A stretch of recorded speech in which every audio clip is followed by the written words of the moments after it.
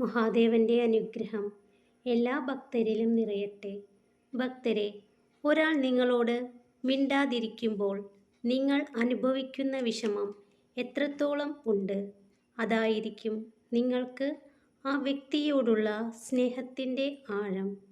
എത്ര തവണ വഞ്ചിക്കപ്പെട്ടു എന്നതിന് അത്ര തവണ വീണ്ടും വിശ്വസിച്ചു എന്നുകൂടി അർത്ഥമുണ്ട്.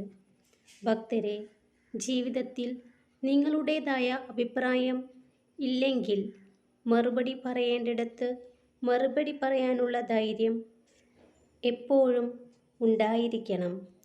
പറയാതിരുന്നാൽ ജീവിതത്തിൽ ഒരിക്കലും ആരോടും തിരിച്ചൊന്നും പറയാൻ കഴിഞ്ഞെന്ന് വരില്ല.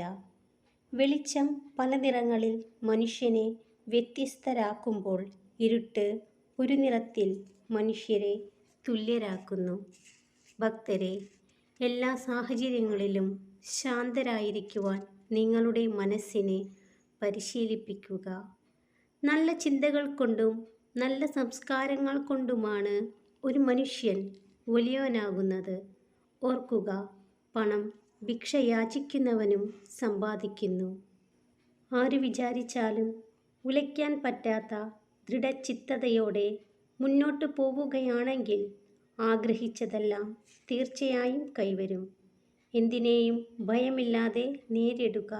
കാരണം നിങ്ങളുടെ പേടിയാണ് പലപ്പോഴും മറ്റുള്ളവരുടെ വിജയം. ഭക്തരെ, ഒരാളുടെ തെറ്റുകൾ ഒരിക്കലും മറ്റുള്ളവരോട് പറയരുത്. അത് അയാളോട് തന്നെ പറയുക. കാരണം ആ തെറ്റ് തിരുത്തേണ്ടത് അയാളാണ്, മറ്റുള്ളവരല്ല. നിങ്ങളുടെ തോൽവി ചിലരുടെ സ്വപ്നമായിരിക്കും. നിങ്ങളുടെ കീഴടങ്ങൽ ചിലരുടെ ആഗ്രഹമായിരിക്കും. എന്നാൽ നിങ്ങളുടെ പോരാട്ടവും നിങ്ങളുടെ വിജയവും നിങ്ങളുടെ മാത്രം ലക്ഷ്യമാണ്. ആ ലക്ഷ്യത്തിലെ എത്താനാണ് നിങ്ങൾ ശ്രമിക്കേണ്ടത്. ഉപാധികൾ വെച്ചുള്ള ഒരു ബന്ധവും ഒരു കാലത്തിനപ്പുറം നിലനിൽക്കില്ല.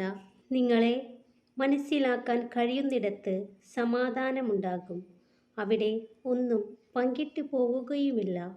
അതിൻ്റെ പേരിൽ പരാതി പറയേണ്ടി വരികയുമില്ല. ആളുകളിൽ ഏറ്റവും മികച്ചത് അന്വേഷിക്കുന്ന മനസ്സും ക്ഷമിക്കുന്ന ഹൃദയവുമുള്ള ഒരാളായിരിക്കുക. എത്ര തന്നെ സ്വാതന്ത്ര്യമുണ്ടെങ്കിലും മറ്റുള്ളവരുടെ ഇഷ്ടങ്ങളിൽ കൈകടത്താതിരിക്കുന്നതാണ് ബന്ധങ്ങൾ നിലനിർത്താൻ നല്ലത്. നിങ്ങൾ ഒരുപാട് മാറിപ്പോയി എന്ന് ആളുകൾ പറയുമ്പോൾ അതിനർത്ഥം അവരുടെ ഇഷ്ടത്തിനൊത്ത് പ്രവർത്തിക്കുന്നത് നിങ്ങൾ നിർത്തി എന്നാണ്. ഭക്തരെല്ലാവരും സന്തോഷത്തോടു കൂടിയിരിക്കുക. മഹാദേവന്റെ അനുഗ്രഹം എല്ലാ ഭക്തരിലും നിറയട്ടെ.